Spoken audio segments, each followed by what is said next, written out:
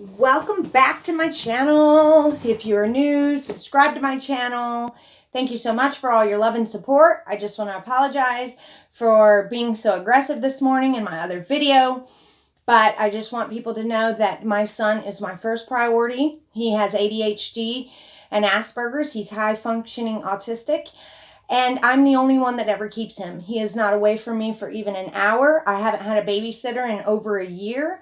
And so I'm with him every single day. I started this channel as an outlet so I could have something for me.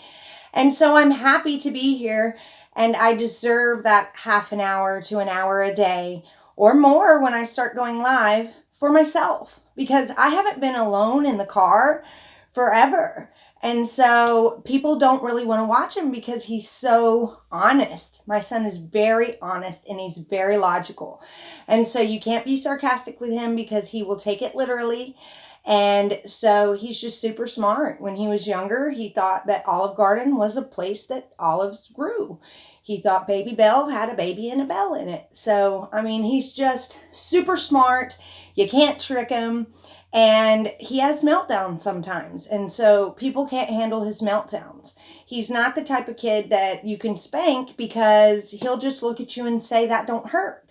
So I'm working with his therapist and doctors and learning how to parent him. Now, if you were to say I ignored my 19-year-old when she was younger, yes, I did. I worked too much. I did not pay her enough attention. And I beat myself up for that every day. And so I'm not saying I'm a perfect parent, but when it comes to Gage, I am present. Okay? So let's get started with chapter 12.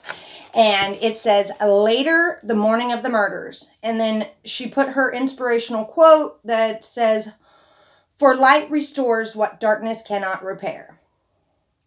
So it starts out saying, later of the morning of August 13th, Shanann's friends that had dropped her friend that dropped her off the night before, came over to the Watts house because they were supposed to go look for her a car because she had hit her Thrive bonus for the car. And what they do is they give you a certain amount every month to lease your car, or you get to keep the money and not get a car.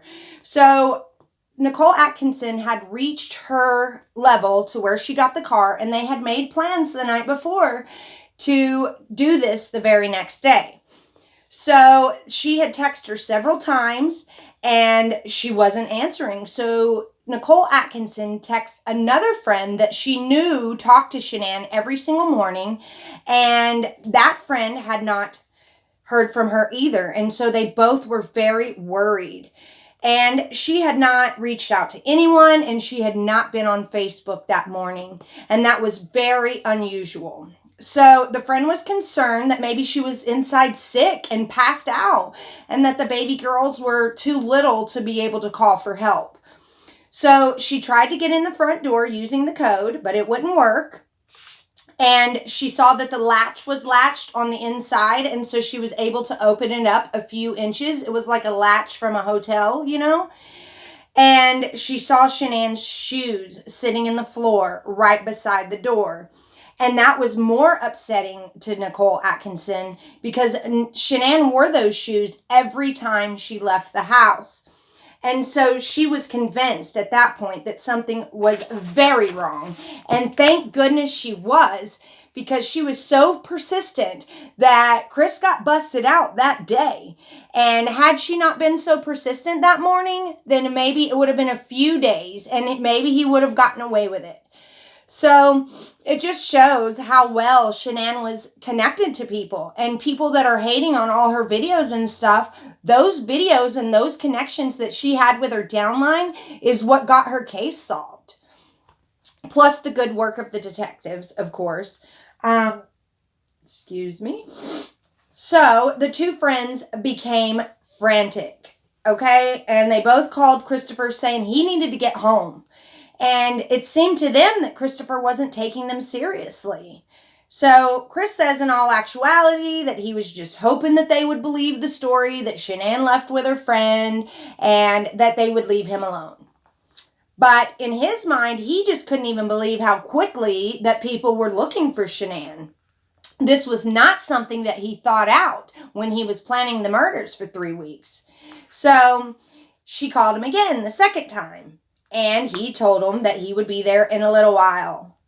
And she remembered that Shanann had a doctor's appointment that morning, and so knowing that she would never blow off a doctor's appointment, and it was the girls' first day of school, and they were looking forward to going to school, and they had not shown up either.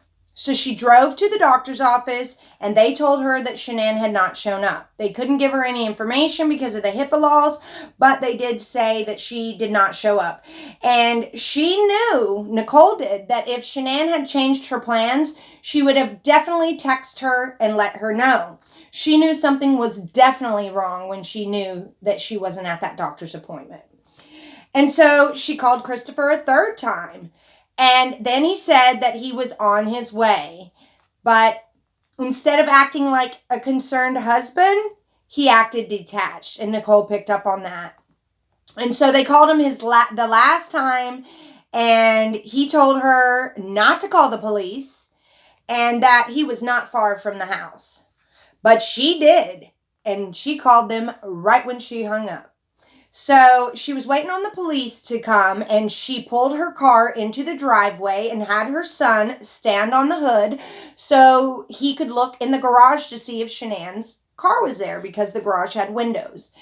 And he saw Shanann's car, and he also saw the 2 car seats in the back seat. Now remember, Chris had said that Shanann left with her friend for a play date, and right then and there, Nicole Atkinson knew that Shanann would have never went anywhere without putting her girls in a car seat.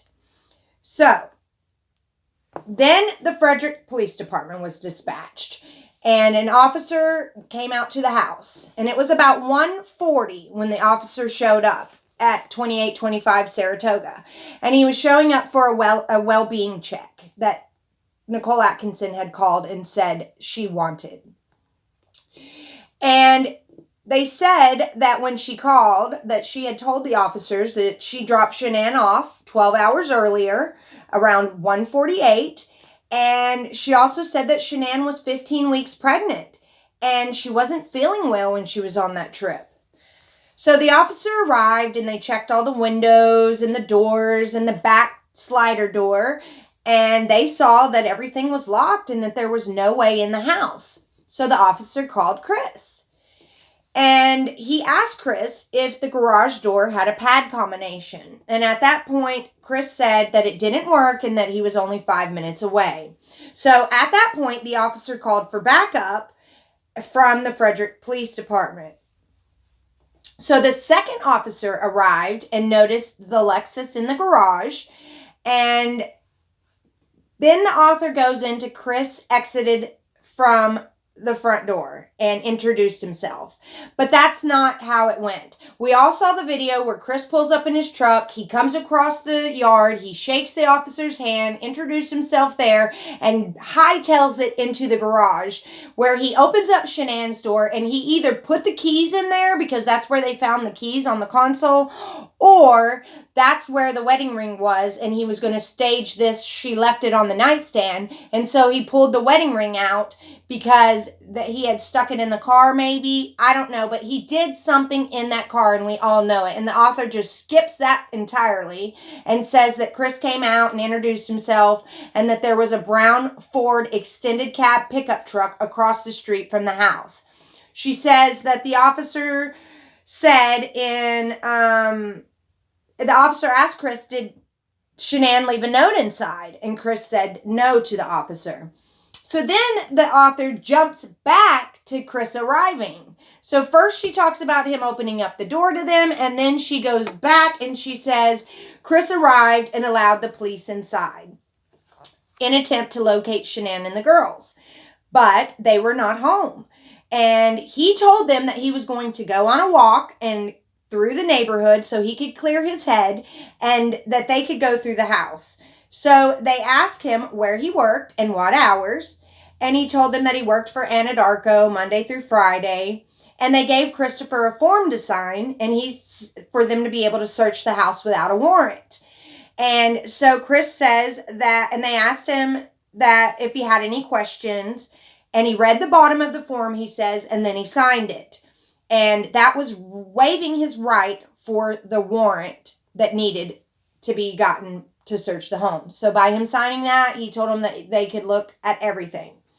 He also told the officers that they had a free rein and to do whatever they needed to. And Chris put Dieter on the back deck and told the officers that when he finished his walk, that's where he would wait for them, on the back deck. The police officers then found her purse on the kitchen counter, and it was open and the wallet was out. But we all know that Nicole Atkinson found Shanann's purse in the office and brought it out to the kitchen counter, and they found the phone in the couch cushion and brought it out to the kitchen counter. So the police searched her purse and saw that her driver's license were there, the cash was there, and there was a bottle of nausea medicine with Shanann's name on it in there. And so they searched the house and they did not find anything that looked like a struggle, and that the house was well organized and it was well kept except for her office. Now, granted, work was backing up in her office. She hadn't been home in 5 weeks. So that was the reason why her office was disheveled. It was probably work she needed to get done after being gone for so long. And they found on the corner of her desk in her office this large baggie of medicine with like nebulizers, inhalers, and medicine for Celeste in there. So the police then searched the Lexus, and that's where they found the 2 car seats in the back, and the keys were lying on the center console. And they said that the garage door opener was on the visor, and they saw 2 other car seats sitting in the garage on the ground. So if she had went with a friend and they had 2 extra car seats, those 2 extra car seats would have been gone. If Chris was smart, he would have hid those car seats or done something with them. But we all know that he was completely reckless and he deserved to get caught. Anyone does that murders their family. So they moved to the basement and they found it well organized, and there was an unmade bed in the corner of the basement, which we all know Chris slept in a few nights before, and there was a Disney sheet hanging on the basement window. And upstairs, they found the bed in the master bedroom had been stripped of its sheets and they were lying on the floor. They checked the sheets and they did not find anything on it. In another search later on, they found the top sheet of that sheet and the pillowcases in the kitchen trash. So, but the bottom sheet was missing. And we all know that the bottom sheet turned up out at the batteries. So they went into the loft upstairs, and located between the cushions of the sofa was the cell phone that Nicole Atkinson's son, Nicholas, had found and handed it to Chris. And Chris identified it as Shanann's pink and white iPhone, and it was taken into evidence. Now, this is the part that the author doesn't say, but Chris had no idea what Shanann's password is. He had always known it to be a 4-digit password, and when he saw it was 6 digits, he was confused and didn't know how to get into it. But Nicole Atkinson knew it was the baby's due date. So she got into it, so the police didn't have to have it opened up. All right, and so the pink and white iPhone watch was on the couch as well. And then they walked into the kids' bedrooms, and they noticed that the beds were unmade and that the sheets and blanket were on the bed, but they were unmade. And they asked Christoper, does Shanann normally make the beds? And for some reason, he said no. But they knew in that immaculate house that there's no way that she didn't make beds. And then there was that Jack and Jill bathroom, which is a bathroom that divides 2 rooms that you can go cross through. And there was no water in the toilet, and the door was locked. But Chris said that they didn't use that bathroom because the girls played in there or something in the water. Celeste would get into the toilet. And so they went to the laundry room next, and they noticed that there were clothes in the dryer, and the washing machine had a couple of items of children's clothes, and that there was a well-organized playroom with toys and books. And then there was another bathroom next to the playroom that they thought was the kids' bathroom because there was like shampoos, kids' shampoos, and baby bath. And so the officers walked out the front door, and they noticed the latch, the one that looked like the hotel latch, and it would keep the door from opening if it was latched. And then they saw Shanann's flip-flops by the door again, and at the bottom of the stairs was her suitcase. Once they got outside, the police checked the outside door pad, and Christoper told him that it had not worked in a while. And Christoper told him that all their family lived in North Carolina, and that Shanann had friends in Frederick, Aurora, Parker, and Erie, and that he had already called them all, and none of them had heard from Shanann. They then asked him if any money had came out of the bank, and he said he wouldn't know because he can't get into the bank accounts. And then he told them that Shanann took care of all the finances and that he wouldn't even know if there was a stash of cash in the house. And the officer told him to call the bank and see if Shanann had taken out money. And he said that he would check. So how are you going to check if you don't know how to get in there? So which is it, Chris? But we all know he didn't even check. So he says that he went in to call these people, and according to his call logs, he was only on the phone for 1 minute, so there's no way that he could have checked. And that he came back saying, and I have never heard this before. This is the first time I've heard this. He came back and he told the officers that there was a charge for a taxi cab that posted on the 12th. I've never ever heard that until this book. So if you guys have heard that about a taxi cab purchase on their bank account for the 12th, please enlighten me in the comments below. Chris then told the police that Shanann got home at 2 a.m. from Arizona. He said he woke up at 5 a.m. and they had an intimate conversation, and he told her he wanted a separation, and that he stated the conversation was civil but emotional. And Shanann told him that morning that she was taking the girls to go see a friend and that she would be back later, and he had no idea who that friend was. So Christoper then told him that he backed his truck up to the garage around 5:27 and he loaded his tools and left for work. That Shanann was in the bed when he did so. He also told them he worked for Anadarko Oil and that he left for his job site close to Hudson that morning to check on that job site. And so they canvassed the neighborhood, and that evening, the officers were canvassing the neighborhood, and they decided after talking to Chris that they were going to extend the well check statewide for all over Colorado. And then it says that Shanann's friend from out of town called the police. And when she called, she said that Shanann was with her in Arizona a few days before and that she saw Shanann on Sunday night. She said she thought Shanann looked really sad. She said that Christoper had gone to a Rockies game with his guy friends, and while he was out, Shanann had talked to the babysitter to check on the girls. And that Christoper told her that he had went out and got food after that Rockies game and that he had salmon and a beer for $62. And this friend told the officers that Shanann knew that was expensive for just him. And she also told the officers that Chris had deleted his Facebook just recently and that he was acting very unusual, and it was super weird that he deleted his Facebook because they needed it to run the business. So the officers stopped by Christoper's house to meet the CBI agents and to do another search of the home. As they walked in, they smelled a strong odor of chemicals. They said that the house was absolutely spotless and you could see the vacuum lines in the carpet. And they said that as they walked through the kitchen into the back living room, they could hear that Chris was watching sports on the television. And the deputy walked to the sliding glass door back there, and he noticed 2 pairs of little girl shoes. And he asked Christoper about those shoes, and he said that the girls had worn them to the pool party on Sunday and that it was wet. They were wet, and he stuck them outside. So then the officer said he couldn't imagine what he was going through.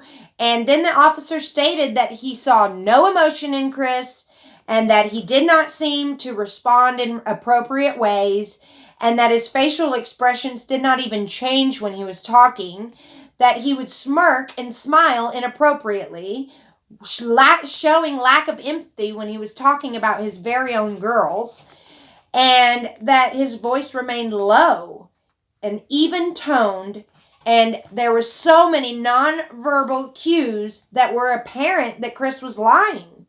They said that he had a tense posture and that his arms was closed the majority of the time and that he lacked eye contact. And we all know that when people's arms are closed, they're trying to keep distance. They're trying to comfort themselves. And so crossed arms is a telltale sign in the law enforcement community.